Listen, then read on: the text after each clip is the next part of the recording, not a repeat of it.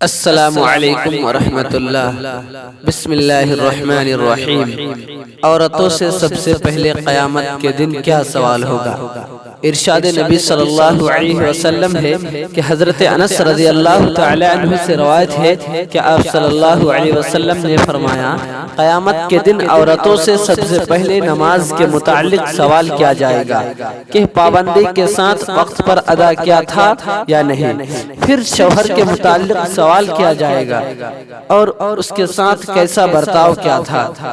اس حدیث کے فائدے میں لکھتے ہیں کہ حشر کا میدان جو قلب جگر کو پگھلا دینے والی ہوگا، اس میں عام مسلمانوں سے خواہ او مرد ہو یا عورتیں، سب سے پہلا سوال نماز کے متعلق ہوگا۔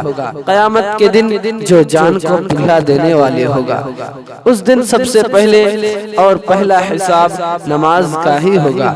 حضرت انس رضی اللہ تعالی عنہ سے مروی ہے کہ آپ صلی اللہ علیہ وسلم نے فرمایا، قیامت میں سب سے پہلے نماز کا حساب ہوگا، اور اگر یہ صحیح نکلا تو دوسرے اعمال بھی صحیح نکلیں گے، اور اگر اس میں گڑبڑی ہوئی تو دوسرے اعمال میں بھی گڑبڑی ہوگی۔